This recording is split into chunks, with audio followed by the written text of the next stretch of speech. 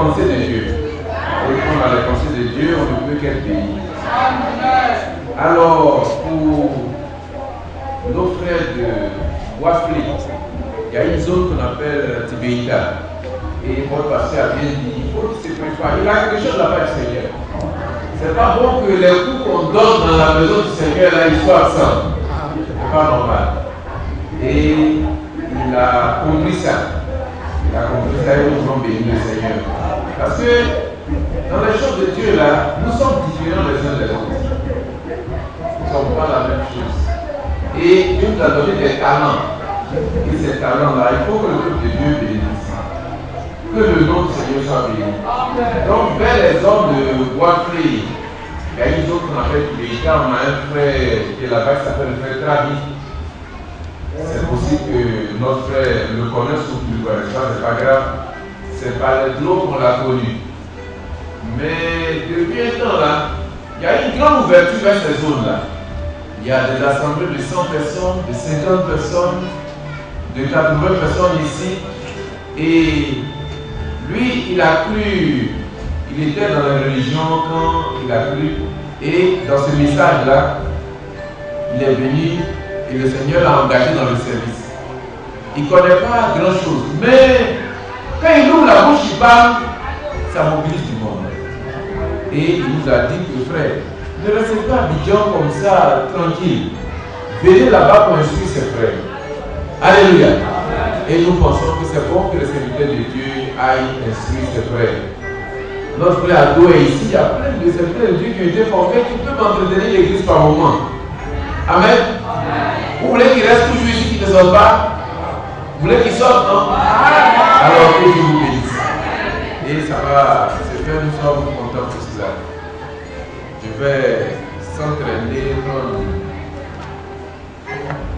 mes lunettes. Maintenant là, avec notre petit âge là, on a besoin des verres pour pouvoir bien voir. Alors dans le livre de 1 Jean chapitre 2, c'est pas ça qu'on va lire, mais c'est un passage qui est très bon pour nous. 1 Jean.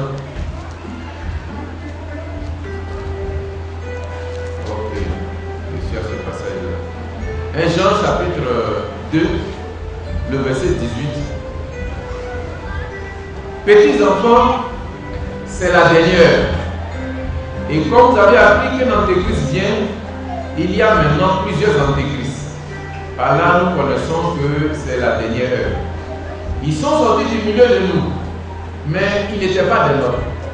Car s'ils avaient été des nôtres, ils seraient demeurés avec nous. Mais cela est arrivé afin qu'il soit manifeste que tous ne sont pas des nôtres. Pour vous, vous avez reçu l'onction de la part de celui qui est saint. Et vous avez tous de la connaissance. Que le nom du Seigneur soit béni. Donc c'est notre frère Jean qui nous dit en entrée, je voulais utiliser ce texte que c'est la dernière heure.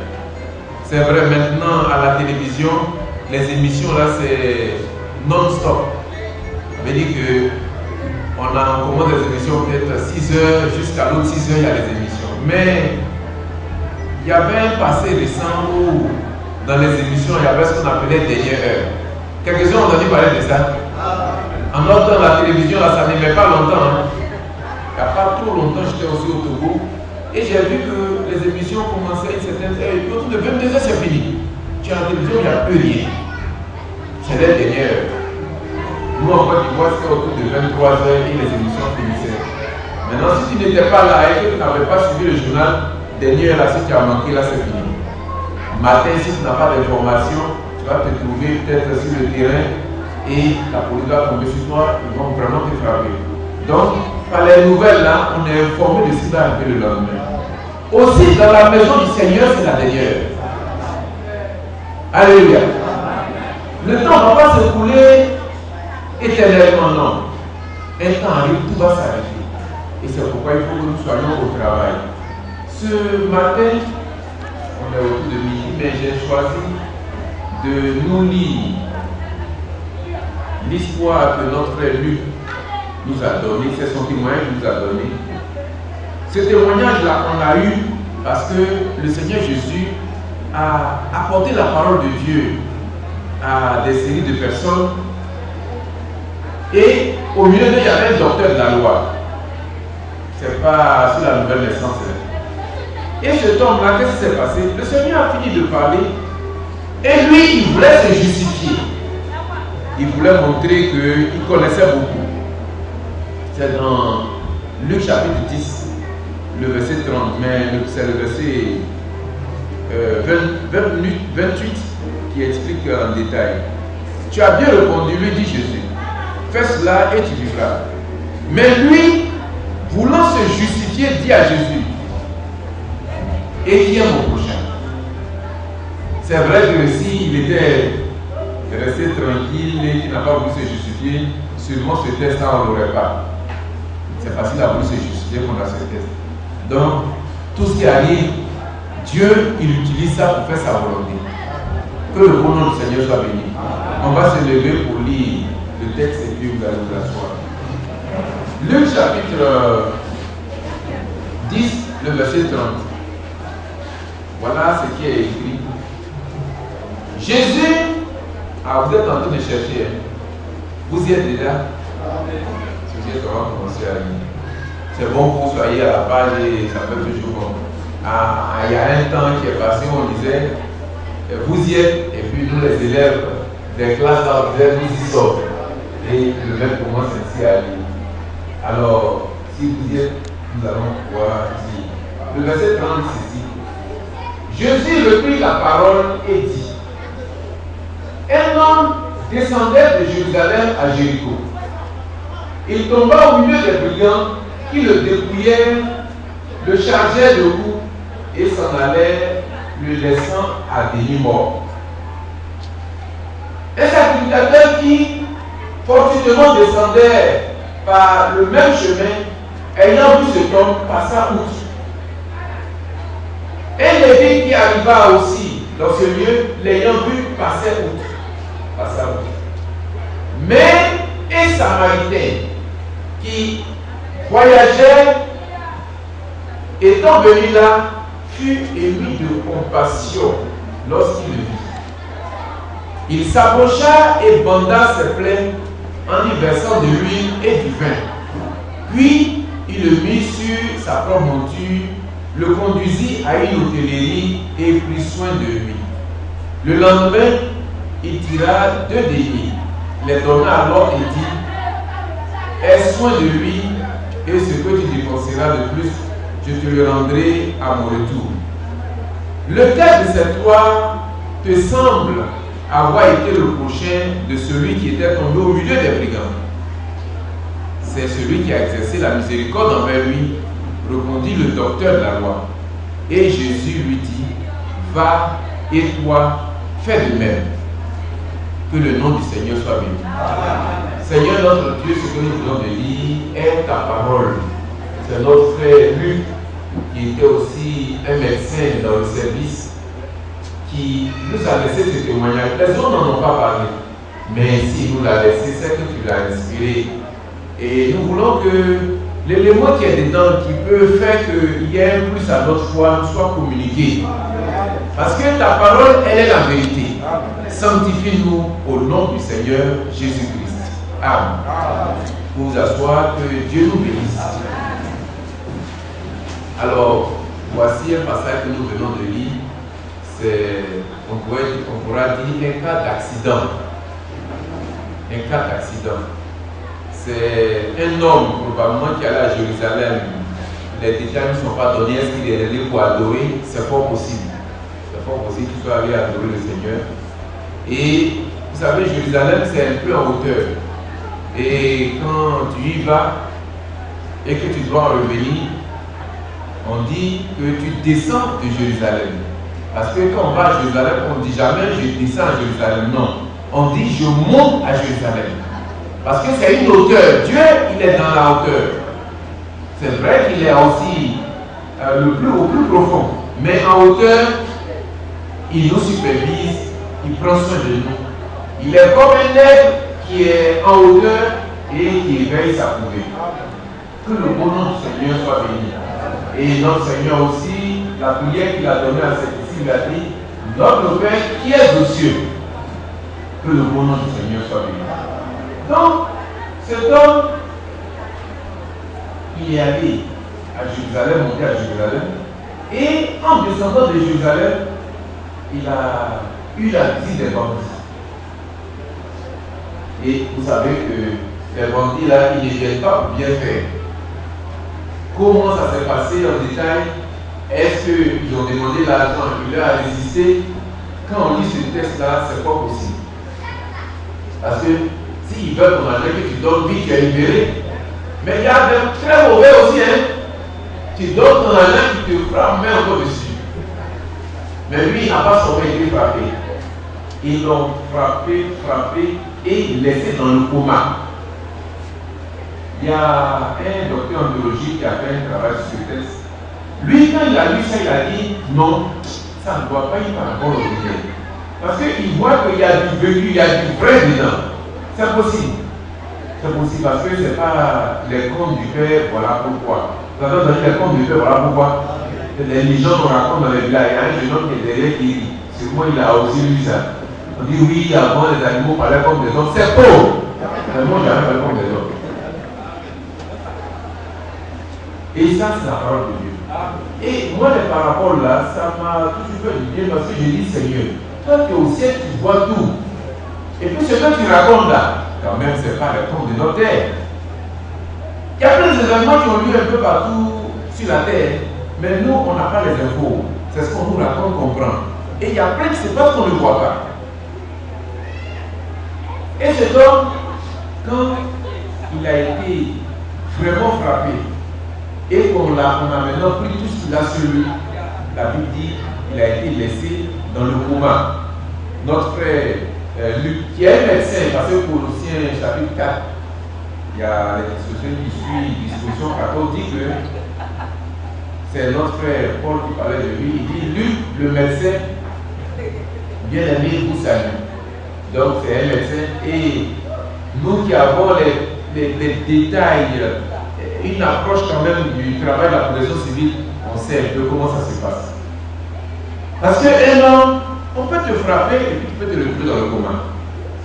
Ça peut être aussi un véhicule qui t'a cogné. Ça peut être même des médicaments que tu as pris. Tu peux prendre des médicaments et puis après tu te retrouves dans le coma. Et quand tu es dans le coma, on dit que tu es en état de choc. Alors quand les hommes sont dans le coma, on les approche parce que dans les histoires de coma, parce que notre frère Luc, il a dit ça en détail. Et je vois que tout ce qu'on fait sur cette terre-là, c'est tirer des choses que Dieu lui-même a déjà écrites. Si on veut bien voir le bilan qu'il a fait, là, on appelle ça un bilan primaire. Dans le bilan primaire, c'est quelques temps après l'accident qu'on fait ce bilan. Et quand on vient, qu'est-ce qu'on contrôle? Il y a trois fonctions. On contrôle la conscience, on contrôle la ventilation et puis on contrôle la circulation. Parce que vous pouvez trouver comme une jeune dame qu'on a rencontrée qui a fait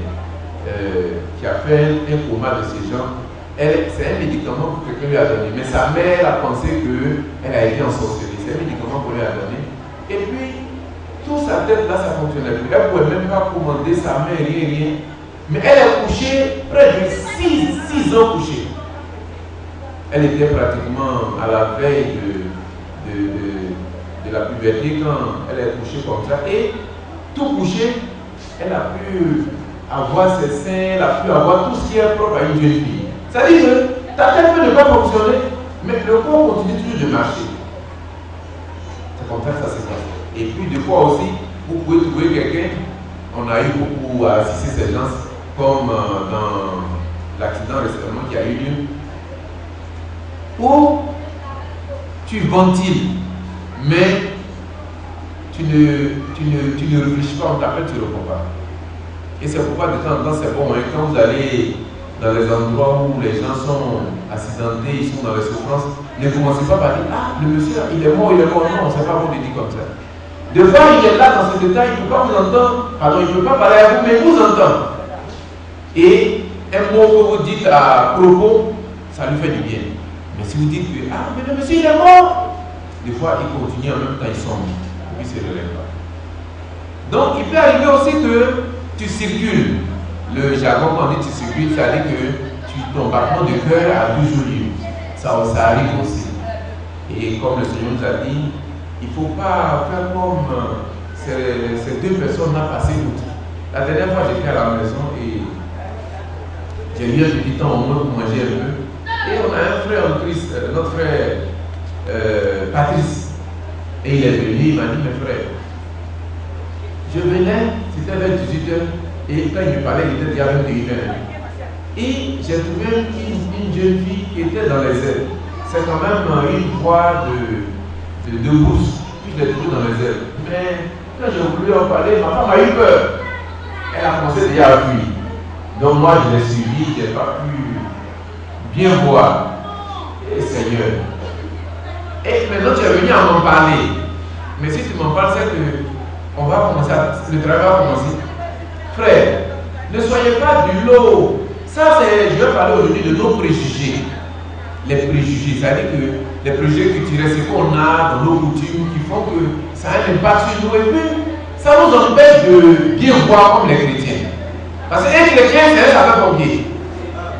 Quelque part, dans un endroit, on dit que des hommes, des frères, ce n'est pas des frères en Christ qui ont pris ce message.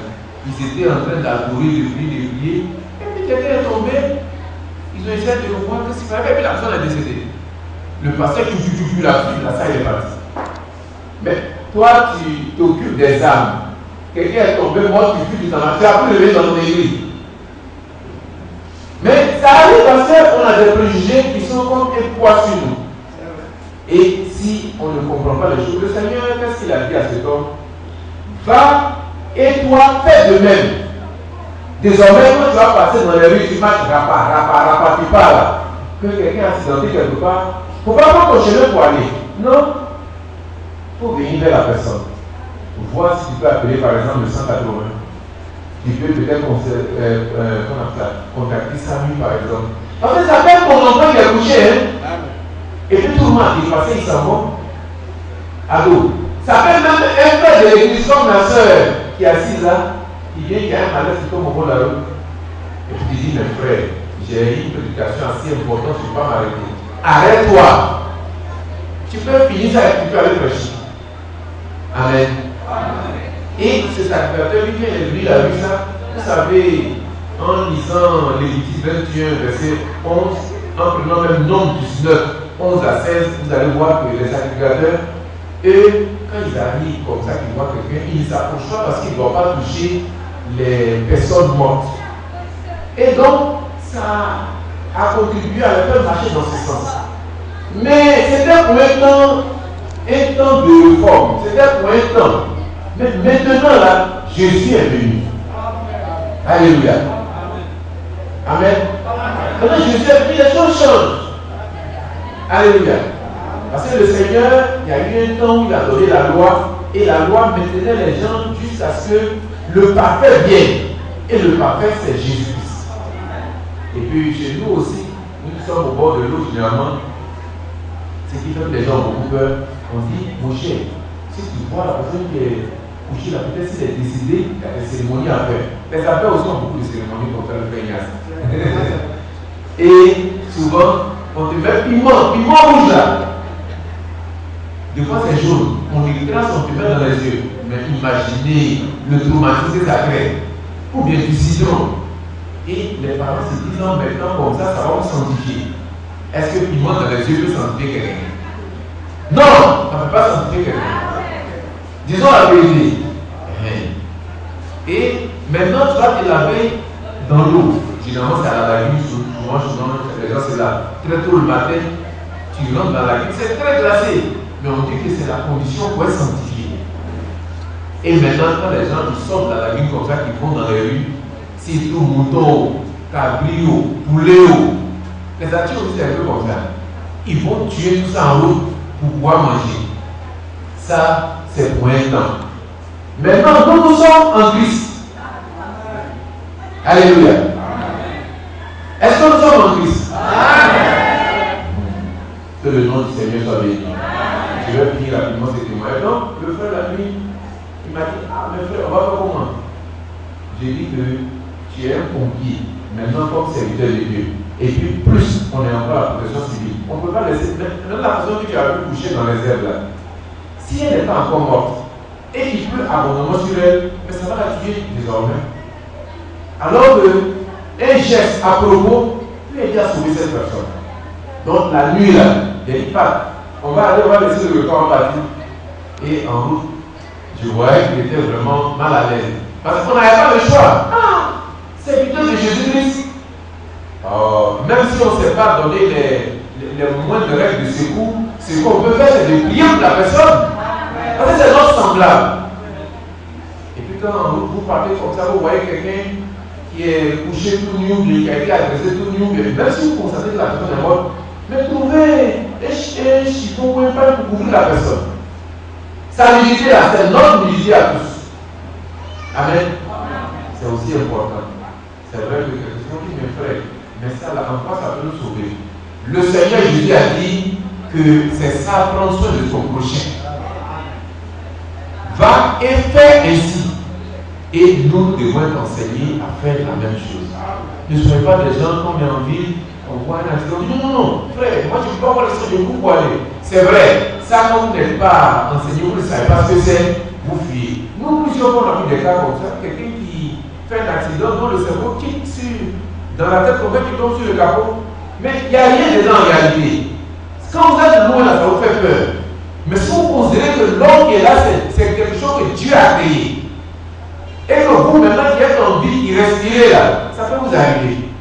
Et que vous avez le droit à l'assistance. Mais vous trouvez que ça peut se faire. Amen. Amen. Alors on peut aller de l'avant. Que le beau nom du Seigneur soit béni. Donc, notre frère sacrificateur, le 31, comme on va aujourd'hui appeler le pasteur, quand il a vu ça, il a dit, mais on dit de ne pas toucher les morts. Mais la personne qui est couchée là n'était pas morte pourtant. Vous voyez? Mais les préjugés là, ça a un poids. Les préjugés font souvent agir. C'est avec les préjugés qui fait que quand maintenant on a plus, on est dans l'église, on voit quelqu'un dit, mais ça va, c'est un amour. Mais un amour, c'est rien, c'est une ethnie. Moi, je me rappelle ma mère, une fois quand elle était allée vers Diopoué, quelque part, là, c'est les années 61, il y a quand même longtemps. Mais quand elle est là-bas, elle parle de Dieu, les gens se mettent à rire, pourquoi ça arrive? Ça, c'est les préjugés. Ça veut dire que quand on ne connaît pas les autres, là, on se dit que, mais leur langue, ce n'est pas une langue. Ça veut dire qu'il y a du mépris. Mais maintenant qu'on est dans le monde de Dieu, là, ça doit changer. Amen. On ne doit pas faire on appelle ça là, les mauvais commentaires sur une ethnie. Bon, moi par exemple, je suis du sud, quand je vois quelqu'un qui est au nord, je dis, oh, mais ça c'est. Non, ça là, ça doit finir. Parce que désormais, on est des enfants de Dieu. Après qu'on soit baptisé, qu'on n'ait pas au baptême du Saint-Esprit, qu'on connaisse les mystères, on a besoin de vivre dans la société. Et le Seigneur, c'est l'homme par excellence. C'est comme ce matin, on a échangé un peu avec les lumières de mon frère Adou Eric. Il m'a dit de très bonnes choses.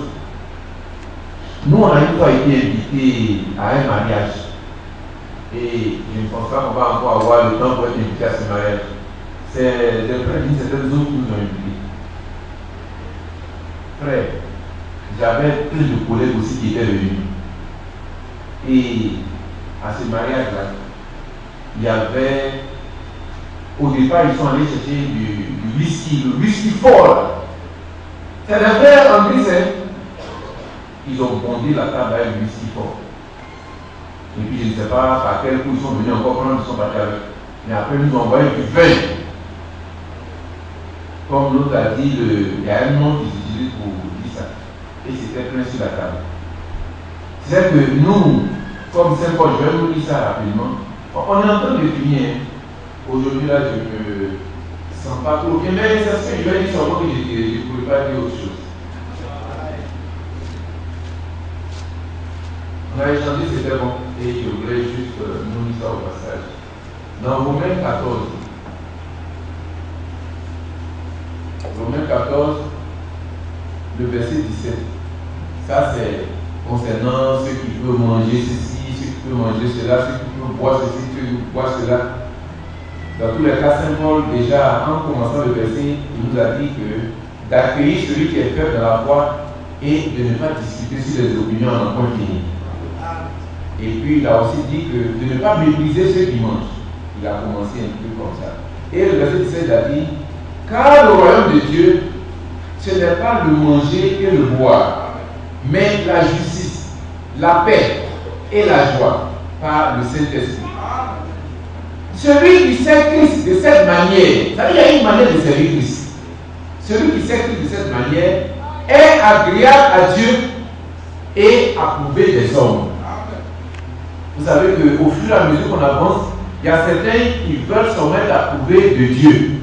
Et puis les frères avec lesquels ils marchent dans le Seigneur, leurs femmes, leurs amis, les enfants, ils n'ont pas à être approuvés d'eux.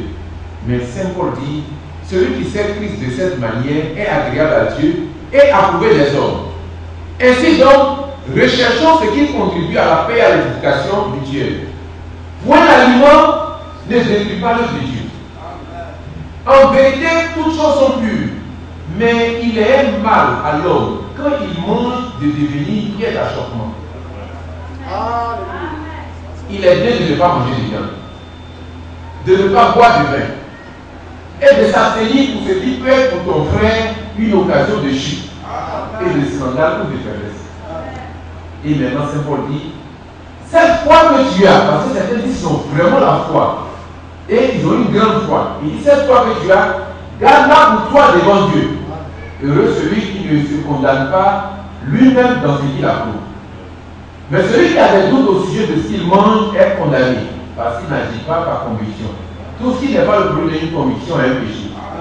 Maintenant, Saint Paul dit, nous qui sommes forts, nous devons supporter les faiblesses de ceux qui ne le sont pas et ne pas chercher ce qui nous plaît. Que chacun de nous plaise au prochain pour ce qui est bien en vue de l'édification. Car Christ n'a pas recherché ce qui lui plaisait. Et puis il a dit, selon ce qui est écrit, et puis il a cité les passages appropriés. Donc, Jésus-Christ est venu. Il pouvait faire tout. Mais il a tenu compte de nous, connaissant nos faiblesses, connaissant ce qui peut être un obstacle pour nous, et il a travaillé. Et Saint Paul a dit, nous qui sommes forts, nous devons marcher ainsi pour que autour de nous les gens ne soient pas scandalisés. Je vous dis, on est assis à table. On a eu beaucoup de gens qui étaient invités.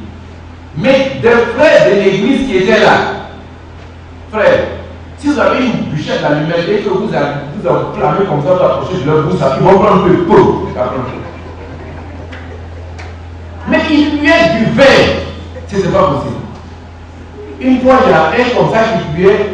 J'ai pensé que c'est un monsieur qu'on a invité qui n'est pas de l'église, qui était à côté de nous, qui avait bu. J'ai dit, mes frères, mettez le vieux là au milieu des autres, parce qu'il y a quand même la table des parents qui sont venus à l'invitation. Quand même, eux, ils ont la médecine pour leur donner du vin. Mais nous, nous sommes remplis du Saint-Esprit. Et on peut s'en éloigner. Frère, le frère qui a voulu m'a dit, frère en Christ, ce n'est pas le païen qui est avec nous, hein. Lui-même, il a évité ça. Mais c'est le frère en Christ qu'on dit qu'il serait rempli du Saint-Esprit. Mais frère, pitié. Pourquoi est-ce que nous qui avons cru, qui sommes dans le Seigneur, que les gens considèrent, c'est nous maintenant qui voulons, comment on appelle ça là, scandaliser les non-croyants? Est-ce que c'est bon? Mais dans cette église, vous faites bien, c'est pourquoi je vous dis. Vous faites bien. Faites bien. Et si vous faites bien comme ça, le Seigneur va vous bénir. Nous, au village, là, quand on a rencontré Jésus-Christ, télévision, là, on a conduit. Vous savez quoi, on a conduit télévision? De toute façon, au départ, quand on a cru là, on a vu que la télévision, là, c'est plus l'enfer vision que la télévision. Parce que les images que les gens ne n'édifiaient pas. Frère, quand on est dans un bacard, quand tu joues la musique pareille, on descend du bacard. Ah oui. Vous avez vu, comment on appelle ça là? C'est ton petit Bartimée. Bartimée, vous avez vu? Quand il a demandé, mais qui est en train de passer là? J'ai entendu du bruit là. Vous dites, mais c'est l'homme de Galilée là. C'est Jésus de Nazareth qui passe. Et il s'est levé d'un bond. Et ce manteau là, c'est bien. Manteau là, il a jeté ça. Comment? Pas vraiment péché de voir le Seigneur. Et il est parti. Mais est-ce que nous, on n'a pas fait le Moyen-Orient, quelques-uns sont allés, ils ont vu comment il fait froid là-bas. Là-bas, on a besoin de manteau. Vous pensez que maintenant qu'il a jeté le manteau, désormais, le manteau sera interdit pour les chrétiens?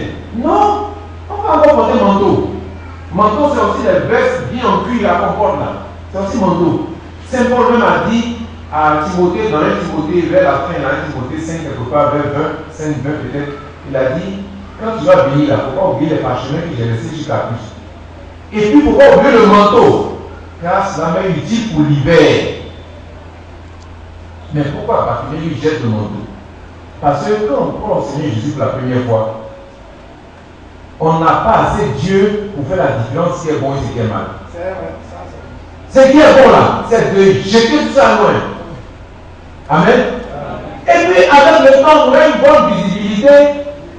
On va faire la différence ce qui est bien, ce qui est mauvais. Amen. C'est pourquoi c'est bon aussi les jeunes filles là, quand on accepte le Seigneur là.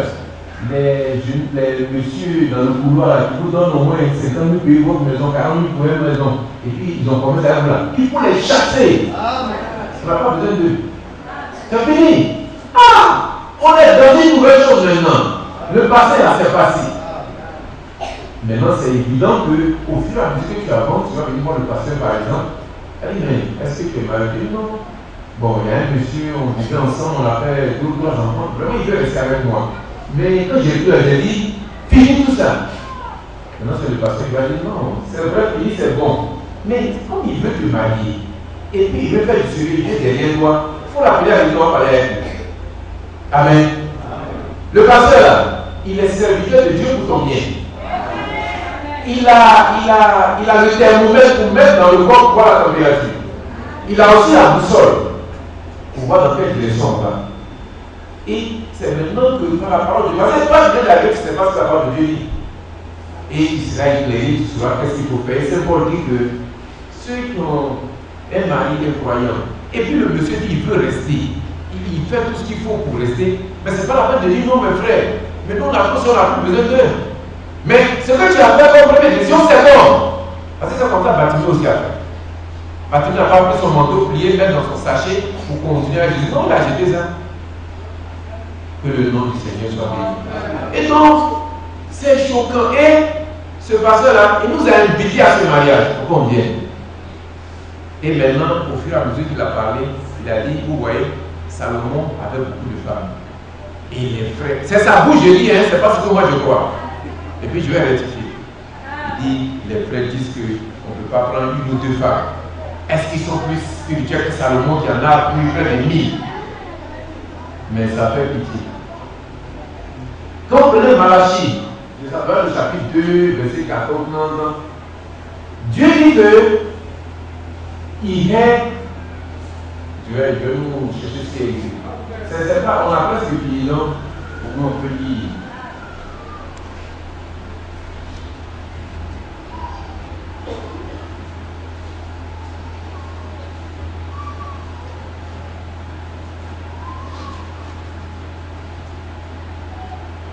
Malachie, oui, c'est vrai, 2, verset 14.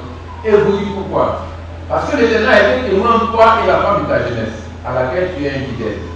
Bien qu'elle soit la compagne et la femme de ton alliance, nul n'a fait cela avec un reste de bon sens. Elle se l'a payé pourquoi? Parce qu'il cherchait la possibilité que Dieu lui avait promis. Les serviteurs de Dieu connaissent ce passage. Mais maintenant qu'on lit comme ça, on a l'occasion de bien relire. Alors, voilà, toi, tu as une femme à la maison, vous êtes marié à la mairie tranquillement, vous êtes assis là. Maintenant, dites-moi, comment tu vas pouvoir la convaincre pour qu'elle accepte une deuxième fois pour lui mettre dans le foyer? Est-ce que c'est facile à faire? C'est quel temps tu vas la faire asseoir pour dire, madame, bon, maintenant là, je veux deuxième parce que tu ne me suffis pas. Et puis tu vas accepter et puis tu vas pouvoir faire comme ça. Mais ce n'est pas normal. La Bible dit dans 1 Corinthiens chapitre 7, verset 1, que chaque homme est sa femme. C'est pas fini, hein? Et que chaque femme est son mari. C'est le même mot, son et ça, c'est le même mot que j'utilise. Donc ça veut dire que si toi tu veux prendre 2, tu vas autoriser qu'elle prenne aussi 2. Mais c'est ce que tu ne veux pas faire à quelqu'un. Et puis la Bible dit que, c'est maintenant la Bible qui dit ça, dans le Nouveau Testament, hein, que les temps passés là, Il y a une seule personne qui a fait cela avec une partie d'intelligence. C'est comme ça que c'est écrit. Et cette personne, c'est qui? C'est Abraham. Le nom n'est pas mis littéralement, mais c'est Abraham. On dit pourquoi il l'appelle? Parce qu'il cherchait une postérité. Parce que Dieu lui avait promis une postérité. Et il était à la recherche de cette postérité. Mais regardez tous les patriarches qui cherchaient la postérité. Notre frère Salomon, quand il a pris femme, il fait enfant. Tel, il fait enfant. Mais Abraham avait la promesse que Dieu a béni. Lui, avec Sarah, ça traînait. Au point que l'enfant même qui est né Isaac là, son nom on a donné, on a dit dans le terme évocateur, El Hari. C'est ça qui a donné le nom Isaac. Amen. Que le beau nom du Seigneur soit béni. Au point que quand le Dieu Tout-Puissant disait, je vais vous visiter et Sarah ta femme pour un enfant. Elle arrive, mon cher, pardon, nous laissons se reposer. Personne qu'on a payé là, ça fait près de 70 ans, ça est là, il y a poussé même dessus. Quand j'étais à la maternelle, le monsieur m'a dit, Sarah, pardon, il ne faut pas ton mari va te blaguer. C'est fini. C'est pas maintenant. Mais vous savez, Dieu, il a les moyens de sa déclaration. Alléluia. C'est ça qui est de tous les mots. Si Dieu a le droit de faire. Matin, même quand je rentrais dans le bureau du pasteur, je ne pensais pas que j'allais pouvoir prêcher. Je voulais rentrer à la maison parce qu'il y avait un problème de cœur. Mais j'ai dit non, ce serait trop facile. Même si ici, je suis moi-même, on va payer seulement notre service scientifique, on va envoyer un blanc pour voir le faire la voix. Mais je viens, quand j'étais là, j'étais à Odo, il faut prier pour moi pour que Dieu me donne la force. Et quand il priait, je ne dis pas ça pour me faire plaisir. Mais j'ai senti comme une sueur, une chaleur me montait dans le corps. Et où je suis en train de parler, je me sens bien. Notre Dieu, il a les moyens de ses actions. Il ne faut pas minimiser Dieu quand quelqu'un arrive dans un carrefour et puis il dit, oh, j'ai oublié ma clé de voiture. Jamais! S'il vient, même s'il n'y a pas de clé de voiture, on peut ouvrir la voiture. Que le beau nom du Seigneur soit béni. Donc, on était là, il a parlé un moment. Et vous savez, quand il prêchait cette pourriture, les frères disaient, Amen, prêche la parole. Mais ça fait pitié. Mais ça, il le fait vraiment là. Non, quand même. Mais regardez vraiment comment il a vécu. Dieu lui a dit, tu ne boiras pas, tu ne fumeras pas. Et il s'est agrippé à ce que Dieu a dit. Quelques-uns même pensent que oui, bon, comme il y a des frères qui ont des difficultés, nous prions pour eux, ils se répondent, ils avancent, c'est que nous aimons la dévoile. Non! Vous n'avez pas le droit dans cette salle qu'un frère il soit dans une vie déréglée et que le pasteur parle avec lui pour l'amener, la salle de venir à l'église et puis vous dites dans votre cœur, ce frère, je ne veux pas le sentir. Si vous faites ça, vous péchez. Parce que où est le pardon que tu as envoyé? La Bible dit, le pardon se trouve auprès de toi après qu'on te craigne. C'est comme ça le travail du Seigneur.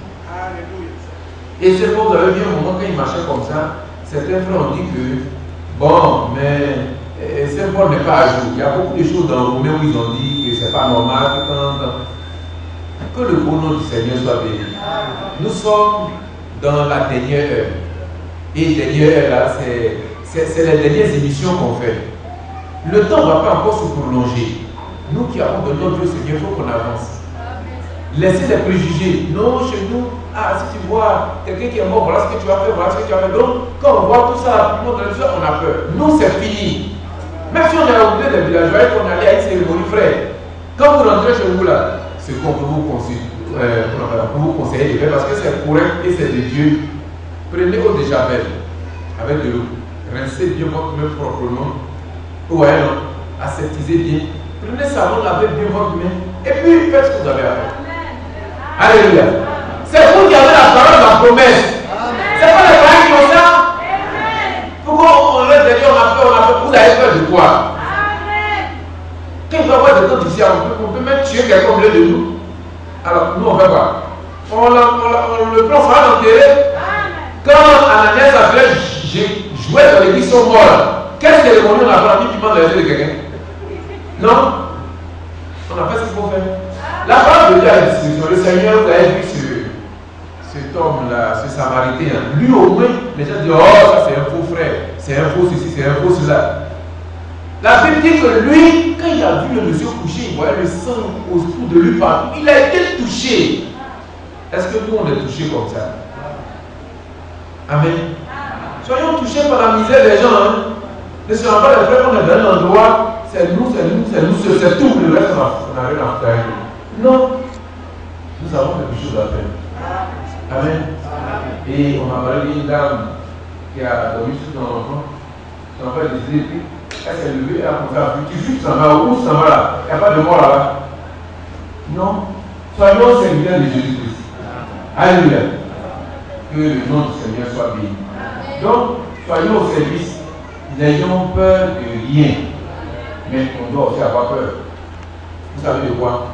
Du péché. Que le péché nous fasse peur. Et puis le reste des choses, il n'y a rien qui pourra nous arriver. On va faire les choses, on va bien se porter. Alléluia. On ne dit pas quand vous êtes allé à l'hôpital pour aller prier pour quelqu'un, vous allez tout faire de la plupart vous-même parce que vous êtes en crise. Non! La main vous-même. Amen. La main vous-même, faites ce qu'il faut faire. Alors cet homme, quand il a vu cet homme avec du sang dans les cheveux, frappé, blessé dans tous les coins, et puis quand vous lisez le texte, c'est comme on nous dit que on a bandé d'abord, avant de faire huile, avant de faire vin. En réalité, ils n'ont pas bandé d'abord. Ça, on appelle ça compresse locale. Quand quelqu'un saigne comme ça, et qu'on voit là, selon les endroits où c'est situé, on peut prendre compresse, on met sur la blessure qui saigne là, on appuie dessus. Maintenant, vous allez voir que c'est fini, ça saigne. Et puis sur la tête, généralement, il n'y a pas d'artère particulière qui passe dans la tête. C'est des séries de capillaires. Quand quelqu'un est blessé, vous voyez le sang sur moi, mais ça ne dure pas. S'il y a un chiffon propre, vous mettez dessus, 2, 3 minutes, 5 minutes, ça arrive. Et puis quand quelqu'un écoute poignarder comme ça, vous voyez que le couteau, ça peut arriver.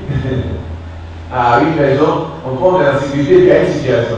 Il y a quelqu'un poignardé sur le couteau dedans. Le couteau, on ne le retire pas. Non? Si c'est un bois qu'on peut couper, juste le côté, comme on ne pourra pas couper, mais on le laisse à l'endroit où c'est, et puis on l'évacue. À l'hôpital, il y a un travail qu'ils vont faire avant de faire ce qu'il y a à faire. C'est comme ça qu'on fait. Alors que le nom de Seigneur soit béni. Non, c'est pas.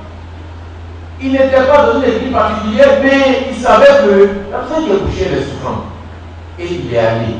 La Bible dit qu'il a nettoyé ses plaies, il a versé du vin. Le vin, vous savez que ça contient de l'alcool. C'est tout ce procédé qu'on a pris aujourd'hui, et puis on a l'alcool éthylique qu'on voyait là. C'est comme ça que ça s'est fait. Et il a nettoyé d'abord. Et puis lui, vous avez beaucoup de passages bibliques qui en parlent. Lui, il a aussi les plaies, dans Isaïe, on en a parlé. Et puis il a mis lui dessus. Puis après, maintenant, il a bandé. Et il a pris ce monsieur qui ne connaît pas là. Il a mis ça sur son chariot.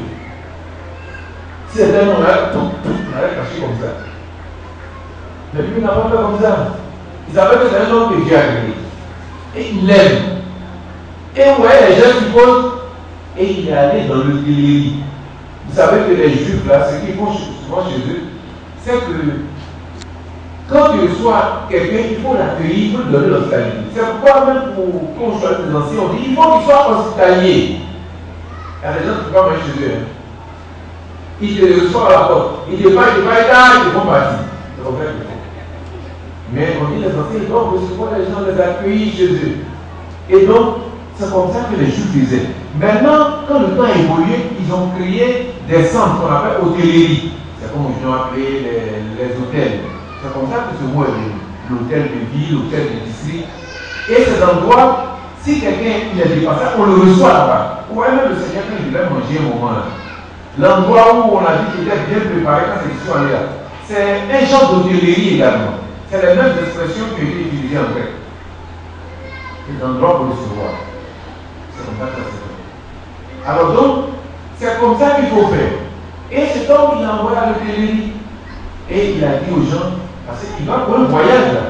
Je vais pour un voyage. Au plus tôt de lui. Donnez-lui tous les soins qu'il faut. Et quand je serai de retour, c'est comme vous allez dépenser là. Je vais payer ça de ma poche. Alléluia. Et le Seigneur a demandé à ce pasteur, à ce bishop, mais vous vous trois là, qui a été le prochain de celui qui a accidenté? Vous voyez, il ne pouvait pas dire que c'est eux. Lui-même, en écoutant, il a pensé qu'on allait dire, bon, sacrificatrice n'a pas marché. Lévi, c'est toujours un nom de leur place, ça n'a pas marché. Bon, mais on va dire, elle a été juge. Là, il a dit, ah, quand même, c'est notre équipe qui gagne là. Mais on allait prendre un Samaritain. Samaritain, si vous voyez, c'est des gens que Sargon, un grand roi de Mésopotamie avant, c'est lui, il a chassé des Juifs de ce territoire de Samarie et il allait prendre un peu qu'on appelle les goïms, comme nous, un peu païens, et puis lui les installer à Samarie. Et puis au moment où ils étaient installés, il y avait des lions qui les tuaient parce qu'ils ne connaissaient pas l'habitude des lieux. Et autour, ils allaient chercher un prêtre pour venir les gérer. Donc c'est un peu païen. Et c'est l'un d'entre eux que le Seigneur a cité. C'est que le Seigneur, les actions qu'il pose là, ça marque les consciences. C'est-à-dire, notre petit chrétien, souvent il renverse ça pour nous dire que nos chemins toujours tout là, ce n'est pas toujours ça qu'il faut. Mais il faut recourir à Dieu, connaître la pensée de Dieu. Et agir. Quand on agit, on n'est pas perdant. Quand on agit, on est gagnant. Que le nom du Seigneur soit béni. Et justement, il va bénir, il va donner l'argent qu'il faut. Nous aussi, soyons comme ça à l'égard de nos frères et nos sœurs, des gens hospitaliers. Vous savez que nous, vers nos zones là-bas, qu'on a pris les premiers moments, ce qui a mobilisé les gens, nous-mêmes, on était encore incroyants, ce qui nous a touché un peu dans les gens qui ont accepté ce message, c'est qu'ils savent partager. Ils savent recevoir. Et quand tu es avec eux, tu n'es pas méprisé. Amen. Ça, c'est important pour gagner des âmes. Vous savez que les âmes qui prennent partout, on prêche les mystères. Bon, 3 ans et demi, 3 ans, machin, c'est bon. Parce que c'est le temps de la connaissance. Nous voulons cette connaissance. Si on n'a pas la connaissance, on meurt. Mais maintenant qu'on a cette grande connaissance, avec nous tous qui sommes là, pratiquement des connaisseurs. Si on était dans les séminaires, nous-mêmes, on ne devrait pas enseigner. Même le frère Ignace qui est là, il va enseigner dans le séminaire. C'est-à-dire que la connaissance qu'il a là, par rapport à ces gens qui enseignent dans les facultés là, facultés de théologie, ils ne connaissent rien. Une fois, il y a un frère au milieu de lui, c'est un frère, il a parlé quelque part, il a dit, ah, mais tu es fort comme elle, tu es là, tu te gardes. C'est la même utiliser. Parce qu'ils voient tout en matière d'argent. Mais nous avons cette grande connaissance. Mais ce qu'il nous faut, ce qui touche souvent les gens, c'est le témoignage. Les témoignages manquent beaucoup à nos assemblées. Les frères s'en fichent souvent du témoignage. C'est leur grande connaissance. Tu as été dans nos Jésus-Christ, dans toute la parole de Dieu, regarde, acte 19, acte 10, acte 2, acte 8, avec on connaît tout ça. Mais les gens qui sont dans notre quotidien là, souvent, il y a beaucoup de mystères qu'on dit qu'ils ne maîtrisent pas. Mais quand ils voient notre attachement au Seigneur, comment on est bon, comment on vient en aide à quelqu'un, ils sont touchés. Et ça les envoie à la foi. Que le bon nom du Seigneur soit béni. Moi, mon épouse, son père, il est difficile, hein, très difficile. Et quand on écoute accepter cette foi, il dit qu'on me compte ça là, c'est bête, pas question. Et ma femme devait choisir l'homme des études et sous ce Seigneur. Notre parole qu'on prête toujours là, ça rencontre beaucoup d'opposition. Hein? Tu es dans un endroit que les gens vous aiment là. Regardez bien, c'est vraiment cette parole prêchée. Cette parole, ça fait beaucoup d'opposition. Dans une famille, on ne peut pas vous sentir. Et son père, mais il loue la main comme ça et puis il construit pour le petit. Il loue la main et puis il dit, mais regarde tout ça et puis ton église ça t'apporte quoi? Ou bien c'est quand vous allez mourir que Jésus va vous bénir. Les parents, c'est Dieu qui permet tout ça. Hein? Mais ne voyez pas ça comme quelque chose. Oh, mais le Seigneur n'aime pas, il bénit les parents. Non, Dieu il est au ciel et il fait ce qu'il veut. C'est ça qui est écrit dans la parole de Dieu. Mais nous, si même on est abandonné, on est éprouvé, marchons, allons seulement de l'avant. Parce que Dieu, il va nous rendre témoignage de temps pour nous. Et la dernière fois, il allait voir son père. Son père, maintenant, il a perdu sa femme. Et quand il a perdu sa femme, il était en train de prier. Et il disait, Seigneur, permets que ma femme est partie là. Qu'elle se marie aux anges. Quand les gens sont imposés, ils ne connaissent pas la femme, ça fait pitié. Que sa femme se marie aux anges, il ne faudrait pas que sa femme soit fâchée contre lui. Et que sa femme puisse pour lui aussi puisse trouver une femme gentille comme elle. Vous voyez, c'est parce qu'il ne connaît pas le Seigneur. Il a dit, pas comme ma femme allait le voir. Ma femme ne s'occupe pas de tout ça. Hein? Et puis ça part l'avance. Et il a parlé moi à ma femme, lui a dit que vraiment, votre foi là c'est bon. Et regarde, ça dit que je te fais tout mettre dans ton cœur, tu n'es même pas envieuse. Nous, c'est des témoins comme ça qu'on a besoin. Parce qu'on est à l'intérieur, on va rentrer bientôt. Et c'est pas bon qu'on traîne en chemin. Prenez la parole de Dieu avec vous. Dans les endroits où vous êtes, soyez rassurés, ayez de l'assurance. Et je ne sais pas que dans un endroit on parle et puis il n'y a pas de non! Même s'il y a des gens qui ne maîtrisent pas, Dieu qui maîtrise. Fais le travail de Dieu et tu vas empoisonner autant convenable. Voilà les 5 paroles que je voulais nous dire. Si on ne doit pas se voir aussi, on va se voir dans un endroit, ce serait sa présence. Que Dieu soit béni.